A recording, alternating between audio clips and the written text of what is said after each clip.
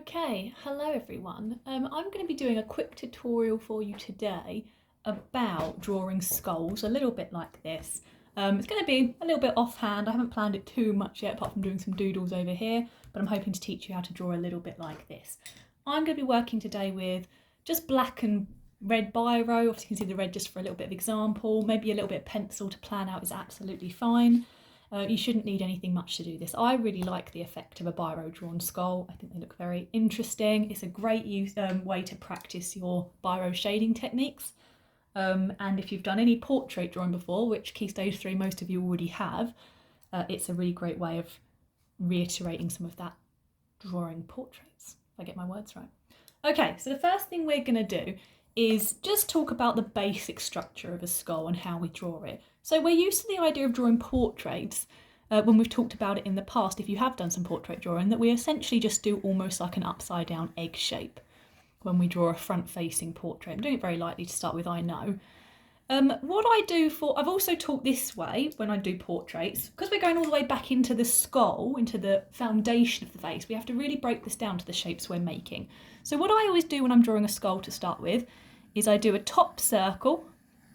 Okay, if I've taught you portrait drawing before, I've probably taught you this way as well, a top circle, and I've sometimes taught you to do a bottom circle for the chin and then curve away around your face to give you a rough shape. What I would do when I'm drawing a skull is something similar. I would draw that top circle in, just like that, a nice even circle. I would then taper lines downwards but slightly inwards, taper them down but slightly in, and then coming into a bit of a diagonal to each other as well. Something a bit like that. If you've ever drawn anime characters as well, you might have learned how to draw them like that in the face. So that's how I would draw a front view of a skull. When I'm drawing a side view, I do it a little bit differently. I draw, to start with, that same circle we're doing there, but I'm actually just going to squash that circle a little bit. So it's going to be a little bit more squashed, a little bit wider than it is tall. Okay, not by loads, not by much, just that little bit more. Okay, I would then draw a line. I'll do it in pen if it's easier for you to see. Actually, I'll do it in pencil first. I then draw a line coming slightly outwards from the face, just like that. Or you can go straight down. We'll see how I go. Slightly outwards. I draw a line coming in about just past halfway, just almost like a third in from the end, about a third in from the end. I bring that down in a little bit of a diagonal as well, and I join that around that way. So that's kind of what I do for a side view of a skull, and I'll show you, it'll make sense in a little bit. So circle, line just heading out, and a couple of shaped lines there. If you're going to do a slightly kind of off to the side view like this, same idea as this one here, same idea, wider tapered skulls. You come round to the front, you can see it's going to get less and less squashed. So if you've done a side view a little bit wider, you might want to do it slightly less squashed on this side. See, I like to draw lots of circles. That's kind of just me to plan it out. I rub them out afterwards. And all it will mean is changing this angle a little bit more. Where it's quite far over there, if I'm going to change my viewpoint, I might bring that round a little bit further round. So end it off a little bit closer, almost like halfway between there and there, rather than a little bit further than halfway. And then I'd also draw a line in just here that's going to be my kind of action line for my symmetry. So if we imagine our symmetry line goes straight down the middle there when we draw our face, here it's pretty much straight down the side there, here I'm bringing it somewhere into the middle. So these are our basic shapes for drawing a skull face. Do feel free to look on, I'm sure if you look on tutorials online you can find something very similar, and my symmetry lines just there. And again, if you've learnt portraiture with us before, you've probably learnt before about the eyes going halfway into the head. Changes a little bit for the skull, but not too much. So I'll draw that halfway line in just there now. You've also learnt before that the nose goes about halfway between that. So I'm going to draw another line in there. But we'll use those later on. But they're just going to act as some guidelines for us, okay? So I'm going to draw today, just like this one here, a bit of a side view. A little bit of a side view. So I'm going to start off with my basic circle shape. So as I said, if I'm doing a side view, I've got my squashed, I'm going to go quite big, I think. It's going to take a bit of time. Squashed circle, line coming slightly angular, not too much. Then about a third of the way in, a line coming down here.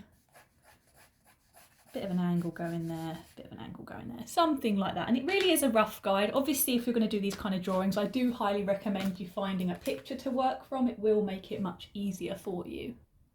Okay, so now I have my basic outline. I've got to have a think about the finer details of the shapes. And we've already talked about our plan of our eyes going about halfway, our nose going about halfway between there. This is why it's going to change in a bit, and our mouth going halfway between there. If you've learnt faces before, you would have learnt that. We do need to shuffle this round a tiny bit, and here is why. Because we're looking at the base of our face, because we're looking at the bones inside, they obviously move a little bit. A very good example of that is the nose. When we say our nose goes halfway between our eyes and our mouth, we're talking about the bottom sticky out part of the nose, that bit there. The problem is when we're drawing a skull, that isn't there. We have this cavity in our nose. So it's going to change a little bit. Okay, we almost aren't going to put that in. We're going to have this shape of the nose of the skull, but we're not actually going to have the 3D nose that goes in there, as we know. So I'm just going to start, again, work from a photograph. It really will help you, but I'm just going to start working out my shape a bit more. So I'm going to go around, might as well go into pen now, might I? Why am I working in pencil? So we're now going to go around that skull shape. Take your time and be careful. As soon as you start going into pencil, it's absolutely fine to work in pencil to start with. If you want to transition to pen, anytime. I'm going to make my skull a little bit wider down here and bring it in a little bit more actually, because as I said, these are just guides, and I'm thinking I'd quite like to, just as I always start drawing, I always change my mind. So they're guides, use them as guides. But then as soon as you start working, you might want to make some adjustments. The mouth, the teeth are going to stick out a little bit just here. Again, I've got my nose. Just going to get a little sticky out bit there of my nose. It'll kind of raise where the eye would be. This is almost where our eyebrows would usually be. And I've got the face just starting to develop there. And there's a few extra parts we need. So the first thing we do is the eyes, because the eyes, obviously, we need them to start gauging where everything goes. And the eye, obviously, usually goes about halfway. Because we've got quite large sockets, if you actually feel around your eye now, I'm doing the same thing. You can feel how the socket kind of goes a long way above and below your eyeball. Genuinely touch your face and feel all the difference. Okay, so I'm going to bring an eye socket in here. And there's not a lot of tips I can give you for the eye socket shape. When we're going from a front view, I would say almost like don't do them as perfect circles. They're not circles. I actually say they're a little bit more curved, kind of rectangular shapes like that. But when we're looking from a side view, it's a little bit all bets are off. I go for almost a bit of a curve around here. A little bit of a diagonal going up there, and a little bit of an indentation just here. That's the kind of shape I do when I'm doing eyes. We also need to have our cheekbone in again. Feel around your face. Feel your cheekbones. You know I'm doing it just as I'm saying it. Feel around your face. You will have these bones, I hope, in your cheeks just there. So that's almost our cheekbone. And then we have another section just here, which is like kind of side of your eye indentation. If you feel around the side of your eye, you get a bit of an indentation there that we can see just here. So I sketch all of those in to start with. These may adjust as you go, but I start off planning. You could do this a little bit lighter if you don't want the lines to be in too heavy. We then have our jawbone, just there. We're going to have this top of our teeth, top of our jaw, just come around here. And I'm going to leave some space for my teeth. For my teeth. Perfect. Now looking at that, I feel like that needs to come up a bit higher. And again, I want you to stress, even when you're drawing in pen, everyone always panics when they're drawing in pen. It's like, oh God, I've done a line a little bit wrong. Sketch a bit lighter to start with. It really doesn't matter if it goes a little bit wrong. You're going to be shading it in anyway, so don't be too precious about it. Okay, so now with the teeth, we're probably used to this idea of building them up. We can obviously see all of our teeth here as opposed to a portrait when we only can see a little bit breaking up through the mouth. In terms of a tooth shape, I always go with slightly more pointed and sharp at the top, and then I kind of come down to a shape like that. And you want to like slightly overlap them. And depending on what tooth you're drawing, do think about it. Your very front teeth are going to be a little bit wider, a little bit flatter. Your incisors are going to have a little bit more of a point to them. Okay, we do actually need quite a developed understanding of anatomy while we're drawing this. And then your back teeth are a little bit wider. Okay, so do have a little think about the shape of the teeth you need to draw. It's on quite a small scale, but it's little details like that that will make it much more realistic as you go. I can't say I ever realistically count how many teeth I'm drawing. I probably should. That would definitely enhance your drawing. But I always just kind of go for it and think about the size I want. I'm never too precious. At the front, we're going to be able to see a little bit of a tooth. It's probably going to be overlapping. And don't forget that your teeth will probably overlap a little bit, giving my skull a little bit of an overbite, because why not? Okay, so we've got our rough kind of teeth shapes in there as well. So you can see this is the broad, simple version of a skull shape. Now, everything else depends on all of this shading that's come in here. All of this shading is now dependent on this.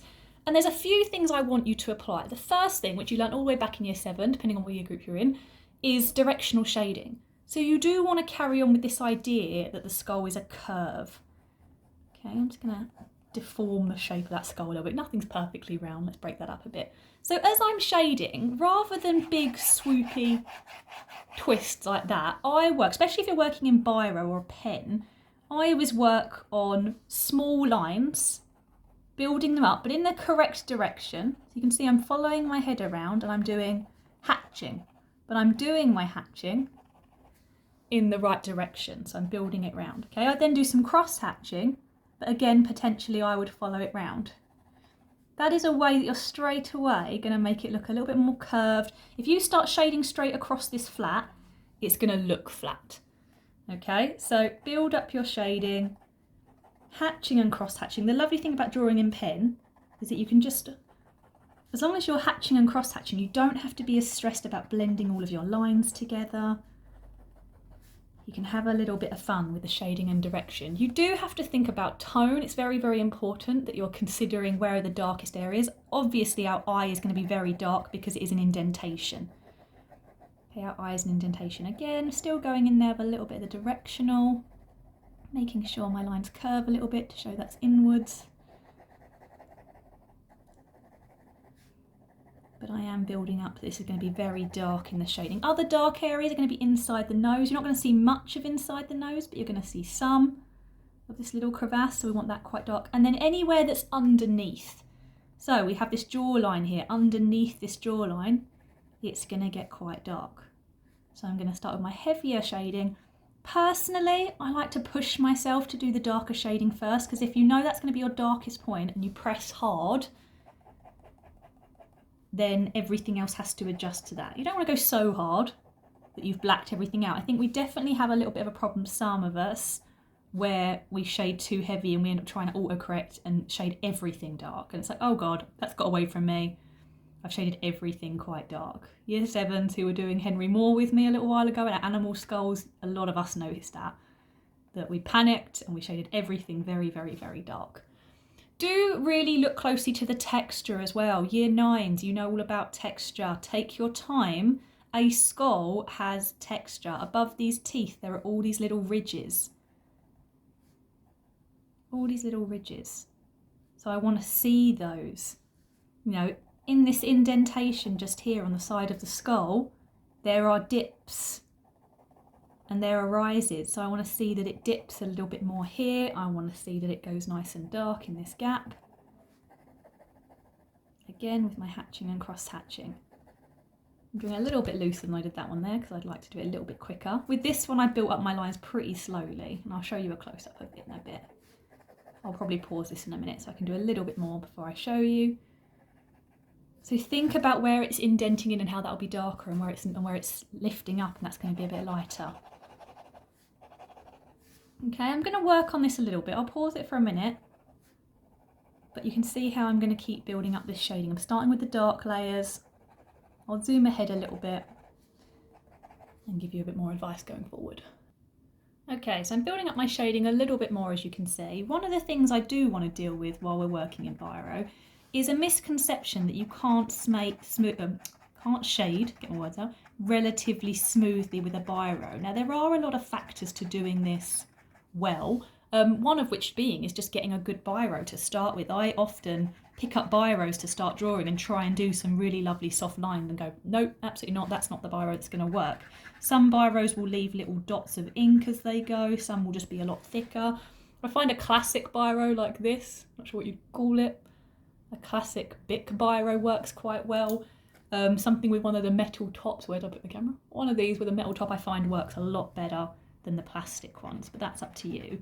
Then it's all about things we already know. It's about pressure. It's about potentially where we hold the pen. When I'm doing lighter, softer shading, we can't really, as a pencil, hold it all the way at the back and shade, because basically, because it's a ballpoint and it's at the tip of the ink only comes out the tip of the pen, it's not going to come out. So I do shuffle my hand a little bit further back, but maybe not as far back as I would when I'm trying to get lovely blended shading with a pencil. So it's moving your hand a tiny bit further back. When I'm drawing heavy detail, I hold it a bit closer and I press down, I lean on it. When I'm shading a bit more, my hand moves back and I soften that grip. Okay, but it's also soft, close together hatching lines. Okay, soft, close together hatching lines. Slowly building them up, overlapping, a bit of cross hatching, but you can get a pretty smooth, especially if you take your time. There's no quick fixes with good shading. There's no quick fixes. It is going to take time, and it's going to take time to build up a lot of different layers. Okay, there's no finger smudging with this, there's no blending. You have to take your time and build up lots of different little layers of shading, but you can see it does start paying off. And we do start getting a very nice smooth coverage.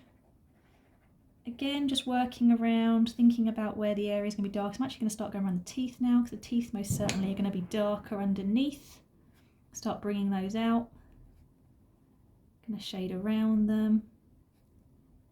Just underneath. I'm going to start getting into some of my texture, some of the dents that would undeniably be in between some of those teeth, cross-hatching a little bit. Another thing is, if you're hatching and cross-hatching, don't be afraid to turn your page a little bit. I said it in a couple of other videos. Turn your page around, okay? Make it suit you. You need, if you shade, I mean, it's hard to shade. It's hard to turn your hand around to do your shading. Turn your page around. It moves. Okay, getting some shading in there. And with the teeth, we have to think about where the light's coming from. I'm imagining with my face right now that the light's coming from kind of this way. So the back side of my teeth, right now these teeth here right at the back are underneath the jaw. They're pretty hidden, they're quite small. So I'm going to show this in a little bit more. As I go forward, the bottom teeth I'm going to shade in a little bit more than the top teeth, because obviously where I've made a bit of an overbite, they're going to be getting a little bit more shadow to them underneath here. So everything you're doing, you want to consider what's on top, what's below. How am I showing that? Am I doing my shadow on one side of my teeth? Okay, I'm going to leave the other side. Like anything, realistic objects don't have heavy outlines around them everywhere. They don't have heavy outlines around them. Show that there are differentiation between shapes with shading, not with line. Build that up. I'm going to do a bit more shading in those gaps. Building up texture. You can see that's starting to come out and that's starting to look pretty good. Keep building. I have a little pause yet. Same kind of thing as I said before, that smooth shading you can do. We do want to carry that on up to the head. Okay, I'll do a little bit more. I'll probably pause it and fast forward. Keep those lines going. Even the areas that are quite light, there's not nothing. Okay, so really look around. In the lighter areas, you still need a bit of shading. If it's not pure white, it's not white, it probably needs some shading, even if it's very light shading. Okay, I'll pause, zoom forward a little bit.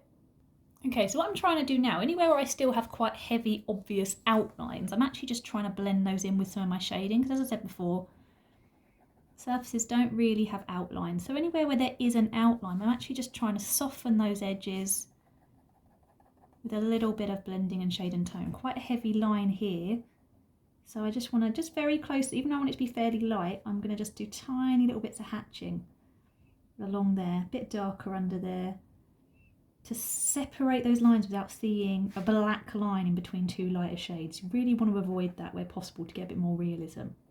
You don't want to have a black line in between two lighter shades either side. That is a line, not shading and not tone. And you'll probably find as you carry on working and building up, you might have to go back to pieces that you originally did and get them a bit darker. Start blending back into them, building up those layers. It's going to look a lot more successful the more layers you give, hopefully. hopefully.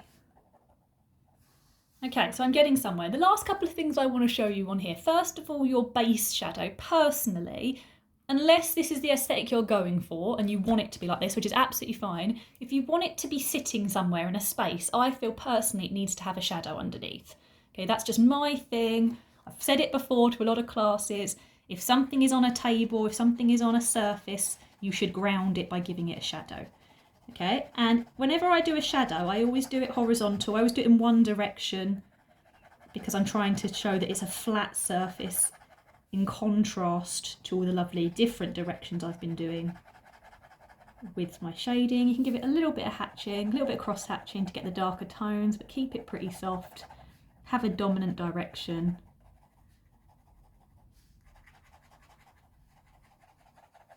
Personally, I just think that helps a lot.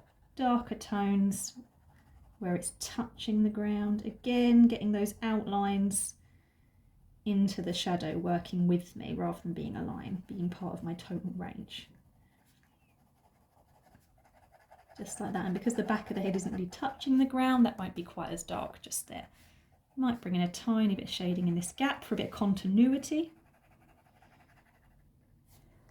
Okay, personally, if you're going to be sitting it somewhere, I prefer that massively. You could go a bit further, but I'll leave it there. The other thing, the side of this side of the head there, you can see I've done quite thick, dark lines, but this area is generally where my light source is coming from, so it's very light.